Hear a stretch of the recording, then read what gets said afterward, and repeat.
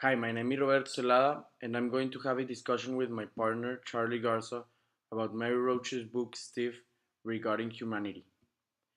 So, Charlie, how does science benefit or disregard humanity? I believe that scientists regard humanity because of the fact of all the animal and human testing that they have been doing throughout the years. More than a million animals are being sacrificed in order for us for the testing of our own medicines. I believe that that is egoist of our part.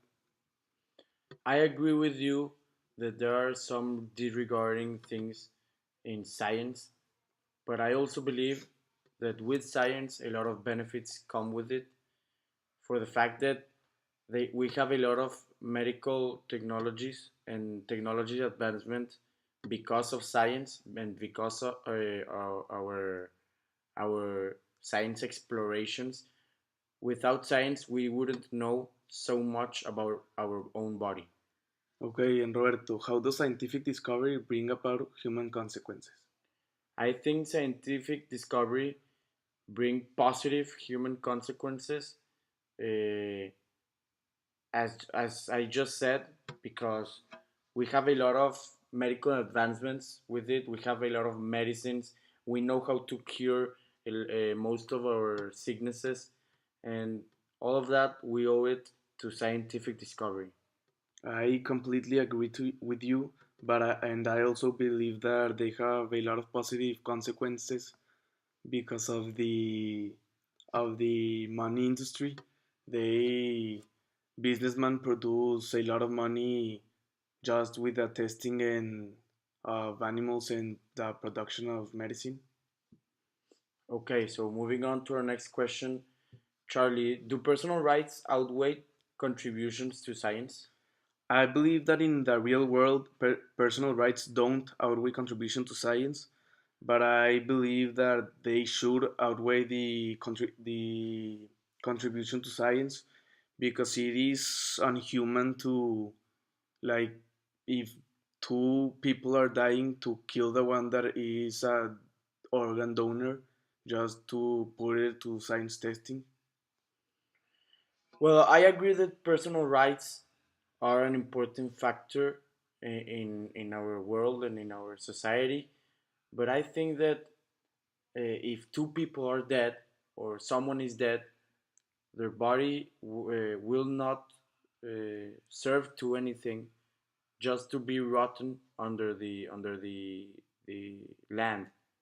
I mean, why wouldn't someone use a dead body that is it has no more use to have more scientific technology and to have more scientific discoveries? I do agree with you, but I just believe that, like, if they are already dead, they should be they should be in contribution to science. But if they are like injured or dying, they should not. Okay, so moving on to the next question: how do writers structure their work to convey their message? I think that writers structure their work to convey their message by making possible true true stories, because by doing that the readers start thinking that the story that they are reading is possible to become a real thing in their own lives, so that encouraged them to keep reading and to keep investigating about the topics that the author mentions in the book, and that makes everyone know more about what really happens in the world. Okay, so our last question, Charlie, how does a nonfiction author build credibility with subjects of their books and with their audience?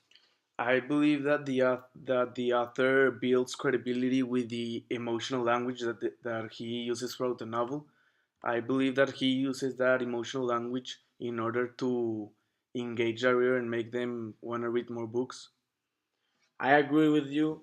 The authors, by using emotional language, actually make the readers be more engaged in their own book in their books. But I also think that a huge factor in this is by the authors. tell a memorable story. Everyone loves to read stories since long time ago. I mean, who doesn't like to read an interesting story about other people, or even though if it's fictitious, it has this type of of thing that makes it credible for someone to happen. So here we are done with our discussion about Mary Roach's book, Steve. Thank you very much.